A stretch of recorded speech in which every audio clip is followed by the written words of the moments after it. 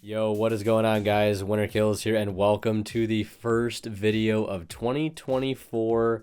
We are back with Saturday Night Locals, episode 85, with none other than Speedroid Kashtira. Also, small disclaimer, my head cam was not adjusted at the right angle to be able to see my opponent's playmat. I did fix it for the next round, and all rounds after this were fine. But this one's a little wonky, and I do apologize for that. This was recorded at a mega tournament at my locals, $25 entry, 4 rounds of Swiss, cut to top 8. And yeah, you guys are going to see my entire run at that tournament. And this is also a new format, I should add. And yeah, as you can see, my opening hand, not the greatest. Fenrir with a bunch of non-engine. And now this is where all the Rise Heart enjoyers will be like, ah, see, I told you so. If you were playing Rise Heart right here, you could have been off to the races with your Speedroid combo. And you are definitely right about that. Having Rise Heart in the deck would have made it so I could have normaled it, banished the cash, made it a level 7, gone into Draco Sack, etc., etc. But at the same time, I just don't think that it is worth running the brick for very niche situations like this. I don't think this happened one other time the entire tournament. And for that reason, I just still personally don't think it's worth running. And I know negative impact bias is a real thing. You might start to notice these types of hands if you play this deck, where in any deck in general, you say, oh, I keep opening these hands, and if I play this one card, when the situation comes up, I could actually do something, right? But you're more prone to remember these types of situations than you are the times where you didn't open like this, right? That's just negative impact bias. And I'm not going to run it in my deck right now, just because we've got an extra Terror Top, we've got an extra Unicorn. That's the last thing I want to put in my deck at this current point in time. Now, my opponent did start with Wanted, and I believe they ended up searching the Diabell. Diabell, I think, went just right ahead, summoned itself to the field, and set the original Snake Eye, or the original Sinful Spoils. And he went right to the battle phase. I'm also playing against my good friend Adam. Here we got paired up against each other round 1. Super unfortunate. He went straight to the battle phase here and tried to swing over Fenrir with Diabellstar, the Black Witch, and I just turned it to defense with Enemy Controller. Enemy Controller came in very clutch. I was unsure of how I liked the card in the new format. I thought maybe I'd want to play something like Effect Veiler, just because for the Rescue Ace matchup, just having more ways to stop Turbulence. And Fire Hydrant, I feel like, is kind of beneficial. But Enemy Controller still kind of slaps, and you know, dodging things with its tribute and take effect is really nice, but you also just can't overlook the fact that turning things to defense sometimes is really clutch. Like in situations like this, you know, a lot of decks are going to start playing the Diabellstar engine, and they're going to be able to freely slap 2,500 bodies on field, and Fenrir is one of the best cards that we put up on our end board most of the time. Same thing with SP Little Knight, and people are going to be gunning for the battle phase very early. And, you know, being able to protect things in the battle phase, make them waste the battle phase and still keep Fenrir, I think is very nice. Now, I think my opponent here had activated Hydrant. I have to provide some context here, because you guys can't really see anything. I do look up occasionally. You can kind of get a glance at my opponent's field, but I think they resolved Hydrant there, and I did Chainlink when Fenrir, Chainlink to Droll and Lockbird. Droll putting in a ton of work. I feel very confident still having 2 copies of Imperm set. I've got the Unicorn in hand, which means, you know, he's probably not going to want to get rid of it, because that means Unicorn can come down, which grabs Birth, which brings back Fenrir. But of course, if Fenrir sticks, I can grab Scareclaw, and Scareclaw banishes Unicorn, which lets me get back into engine regardless, even if it is just a little bit slow.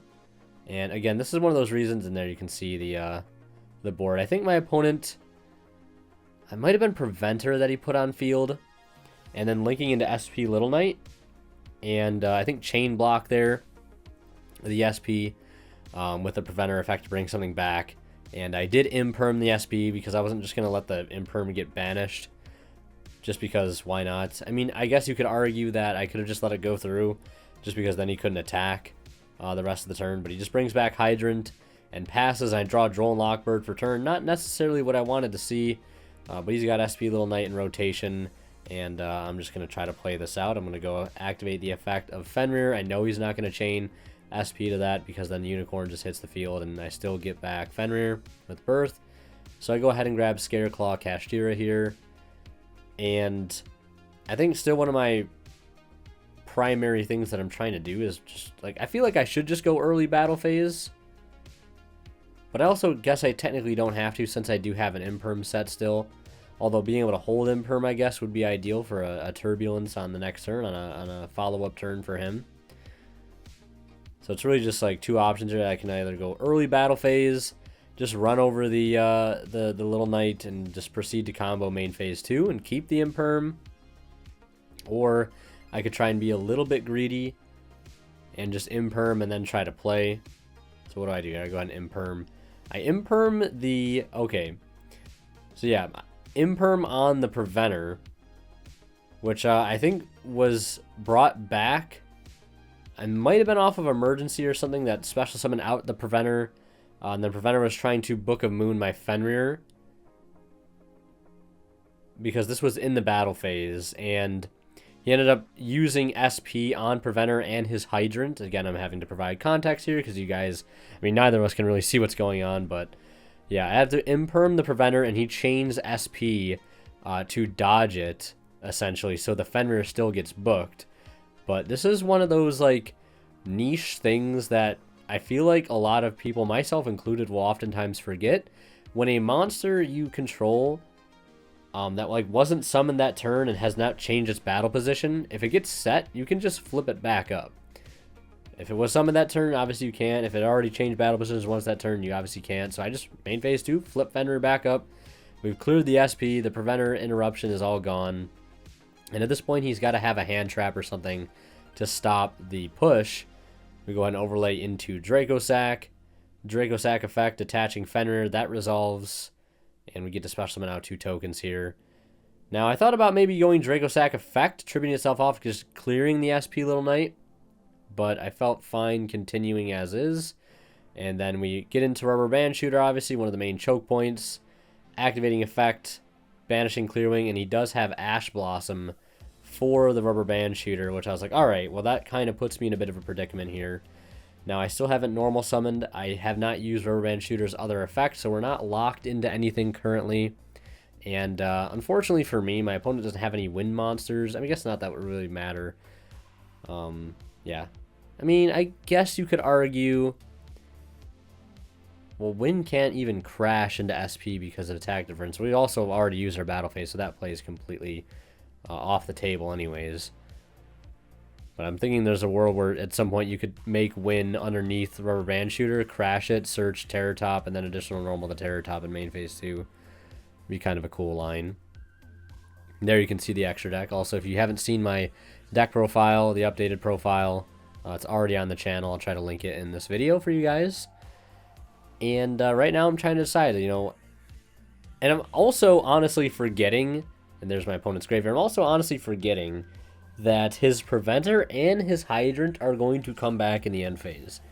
Now, obviously, as it stands, I don't have anything that I can do about that, which is super unfortunate, right? I need to be able to clear SP and then also put up something that's going to be able to stop Hydrant and any semblance of his combo, which I guess you could argue that I technically could, as I go ahead and use Doom Eagle to shuffle back the Diabellstar into the deck, which, unsure if that was the best play. Maybe putting back Original would have been better.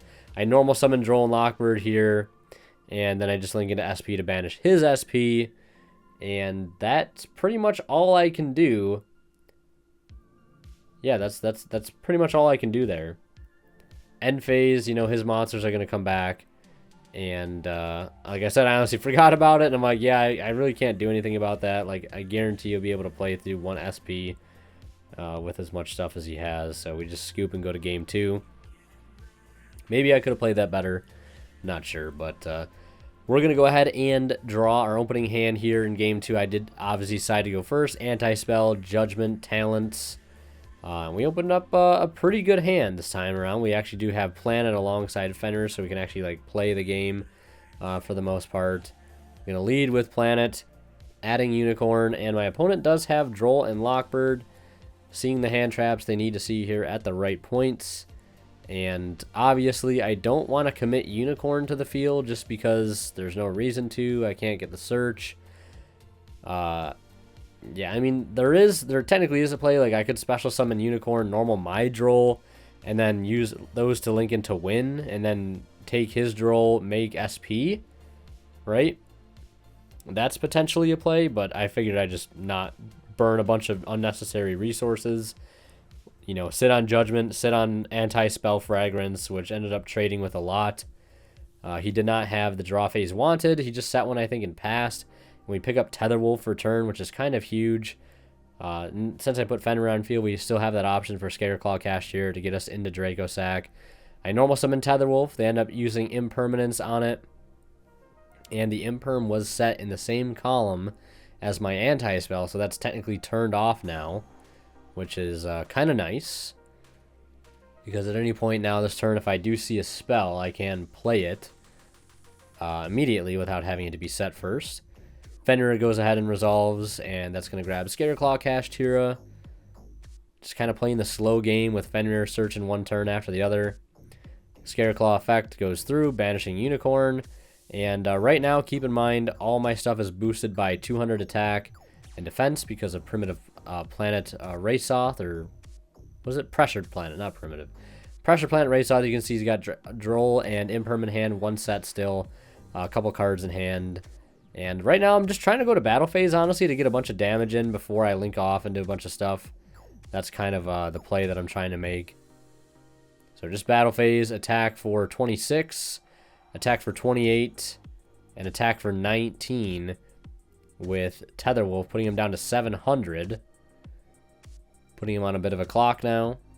And we're going to go ahead and link, or not link, rather, go into Draco Sack. I'm like, if this gets stopped, right, you know, I can still make Rubber Band Shooter. And he does end up imperming that.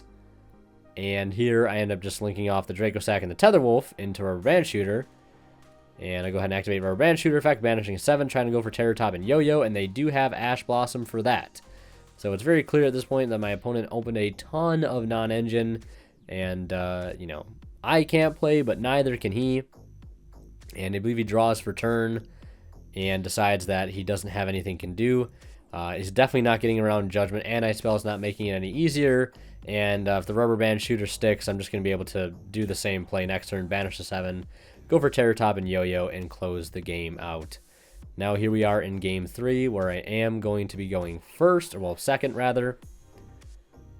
And shuffling the deck up here, you guys are going to love the opening hand that I have. You guys are going to love this. D-Shifter, Imperm, Terror Top, Pank, and Ash Blossom. Draw phase, he activates Wanted. I change Shifter, he chains Call By. You can see the look on his face. I'm like, damn. That's crazy. The first time, I think this is literally the first time I've ever shifted on camera. That's what we're starting off 2024 with. Winner kills, running D-Shifter. He became the very thing he swore to destroy. But, I mean, this card works pretty great in the deck. You can still take advantage of most of the Speedroid engine under Shifter. The cash cards obviously work great under Shifter. And obviously puts more pressure on my opponent. Like, you know, he's got to call by that, because it's definitely going to hurt him a lot more than it's going to hurt me. And now, any other hand traps I could have, like Droll and Lockbird, are also technically live, which he did say. He's like, yeah, now you can Droll me. And little live pack opening here. Nothing out of that soul-burning volcano pack. And now that I have Ash and Imperm, I'm completely comfortable with letting him get all the way to Turbulence and activating Turbulence effect, letting him activate it, chaining Imperm to that. And then at that point, I don't care if he has Emergency, because I'm just going to Ash that. Now, if I didn't have Ash, I probably would just Imperm Turbulence on Summon and put him on, have a way to get another Turbulence on field, which I think post Phantom Nightmare will be a lot easier to do with the Promethean Princess. That card is literally just built to reborn Turbulences that get Impermed on Summon, which is kind of ridiculous. But yeah, I think he's resolving like Hydrant right now, and obviously the newly limited Airlifter. But I'm looking at my opening hand and I'm like, this is pretty damn good. I mean, it's lacking engine. Terror Top is a pretty great engine to have, though, on its own. Obviously not taking up a normal summon. Pankratops can clear 2 bodies or 2 things at once. One in the battle phase and then one with its other effect. So even if he can get to Little Knight, and there's the Turbulence effect. And he does have the Emergency, so of course I chain Ash to that. Completely shutting that play down. And now I think his only play is to set 1 which I believe is another copy of Wanted, and Link for SP Little Knight. You can see the Link Rebo there just at the top of the frame. And he's going to link off the Link Rebo and one other monster, I believe, into SP Little Knight. So he's going to end on SP and Turbulence with one set. Kind of putting pressure on me to get rid of the Turbulence. Otherwise, next turn, you know, he can just try to activate the effect again. And obviously, SP is a great card on its own.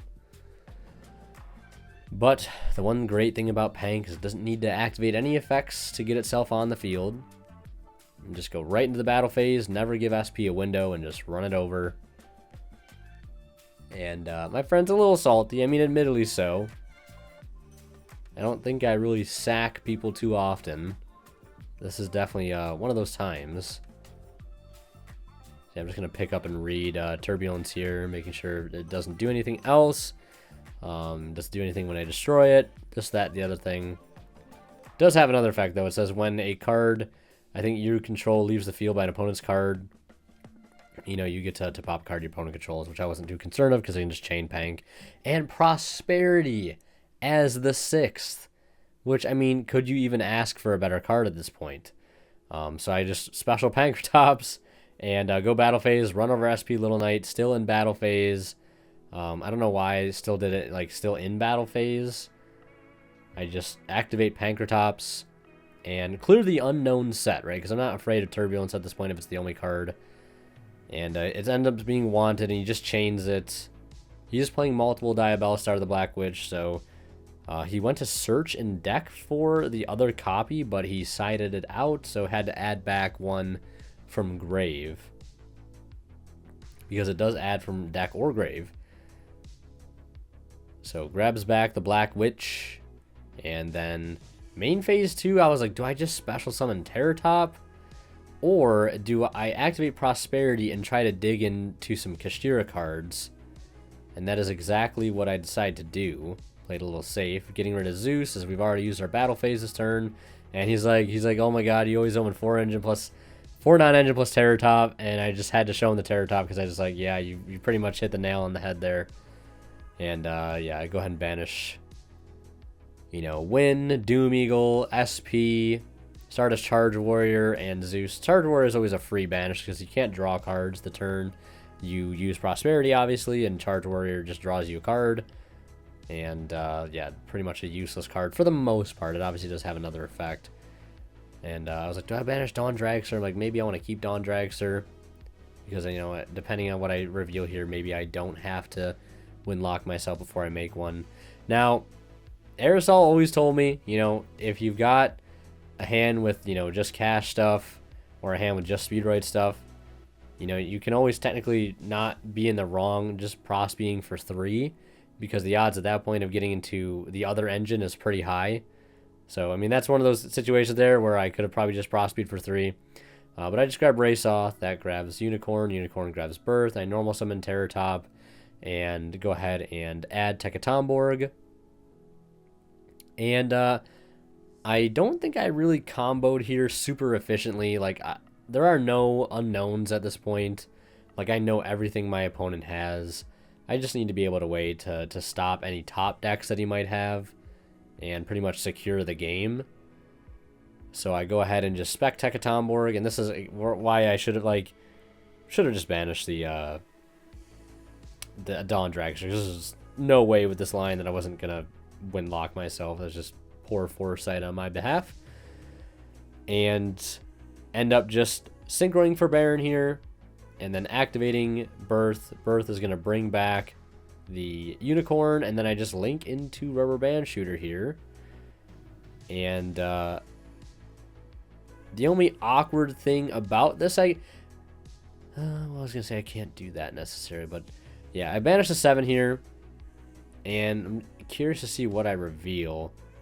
Okay, just going for Car Turbo and for Duke, but I banished Doom Eagle, so I don't have anything to climb into. So this is a little bit of a mistake on my behalf, because I don't technically have to use, with the setup here, with Duke being already engraved, I don't have to use like Rubber Band Shooter's other effect. Like, if I had Doom Eagle still in my extra deck, which I should have just banished Dawn Dragster instead of Doom Eagle, a little bit of miscalculation on my behalf. You know, I could have just Pipered for 2, and they're kind of reveals, right? So it is what it is. Like, I guess I'll take the Unicorn.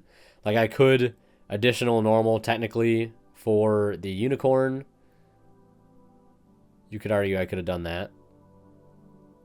But I feel like I kind of dropped the ball a little bit here on this part. So I just additional normal for the Unicorn just to put that back on the field as an interruption. You know, be able to rip something out of the extra deck. Be able to take advantage of Birth. Because that card's obviously really strong. And again, I think the Baron on its own is just going to be enough for whatever he ends up top decking. And as you can see, yeah, my opponent does scoop it up there. And that is the match. So a little short review. Definitely misuse of Prosperity there. And yeah, just kind of mixing up some lines there. But overall, not too bad. We take the dub, and that's all that matters. And I'll see you guys in the next round. And last but not least, a big shout out goes to our current Divine level channel members, who are Cadillacs, Pony Stark, HGH Cyber, Mizfid, and Green. Thank you guys so much for your extremely kind and very generous support of the channel as we kick off the new year.